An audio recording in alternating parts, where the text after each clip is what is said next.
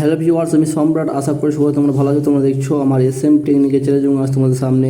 খুবই গুরুত্বপূর্ণ একটি আপডেট কিন্তু আমি নিয়ে চলে এসেছি এবং তোমার ভিডিও থাম্বনেল দেখে তোমরা বুঝতে পেরেছো আপডেটটি আজ আমি কী নিয়ে তোমাদের সামনে আলোচনা করতে চলেছি এবং যে সকল ব্যক্তিদের প্রধানমন্ত্রী আবাস যোজনা প্রকল্পের টাকা আটকে রয়েছে এবং প্রথম কিস্তি পেয়েছেন এবং দ্বিতীয় কিস্তি যারা পাননি তাদের জন্য খুবই বড় খুশির খবর। এবং ইতিমধ্যে কেন্দ্রীয় সরকার কিন্তু 10,000 কোটি টাকা কিন্তু বরাদ্দ করেছে এবং যে সকল ব্যক্তিদের প্রধানমন্ত্রী আবাস যোজনা প্রকল্পে প্রথম কিস্তি পেয়েছেন এবং দ্বিতীয় কিস্তির জন্য কিন্তু টাকা কিন্তু বরাদ্দ করেছে এবং দেখে নেওয়া যাক এবং কবে তোমাদের সেই টাকা দেওয়া কিন্তু ইতিমধ্যে শুরু হয়ে গিয়েছে। সেই বিষয়ে তোমাদেরকে ভিডিওর মাধ্যমে আমার ভিডিও স্কিপ না করে তোমরা শেষ পর্যন্ত দেখতে পাবে। এই যে নতুন হয়ে যাবে সাবস্ক্রাইব করে পাশে থাকা বেল বা যে অবশ্যই অল করে সরকার আপডেটগুলি পেয়ে যাচ্ছে। দেখে নেওয়া যাক কী বলা হয়েছে এই আপডেটটিতে।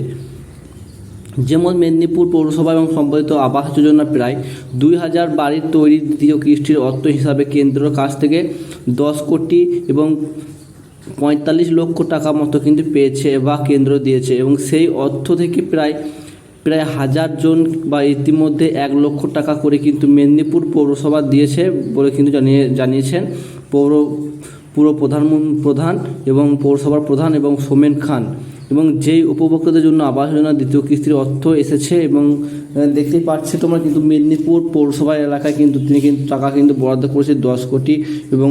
45 লক্ষ টাকা কিন্তু বরাদ্দ করেছে আবাস যোজনার টাকা এবং পৌরসভা এলাকাতে ইতিমধ্যে কিন্তু টাকা কিন্তু দেওয়া শুরু হয়ে গিয়েছে। এবং যে উপভোক্তাদের জন্য আবাস যোজনার দ্বিতীয় কিস্তির অর্থ এসেছে এবং তাদের বেশিরভাগই প্রথম কিস্তি কিন্তু 50,000 টাকা করে কিন্তু দেওয়া হয়েছিল আগে এবং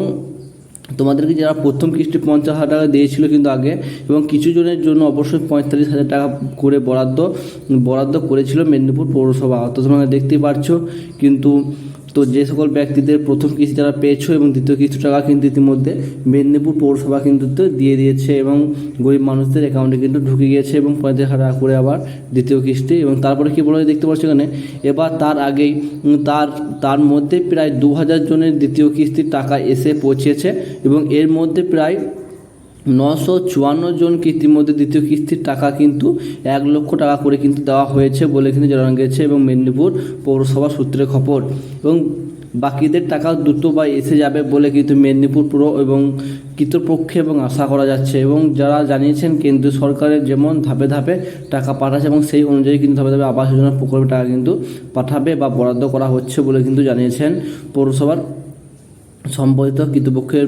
ব্যক্তিরা। এবং তোমরা দেখতেই ফেলে এবং তারপরে আর কী বলা হয়েছে এবং আবাস যোজনা নিয়ে আপডেটে দেখে নেওয়া যাক এবং তোমরা সবাই বুঝতেই পারছো এবং ইতিমধ্যে কিন্তু আবাস যোজনা প্রকল্পটা কিন্তু দেওয়া কিন্তু শুরু হয়ে গিয়েছে এবং মেদিনীপুর পৌরসভা থেকে এইভাবেই কিন্তু কেন্দ্রীয় সরকার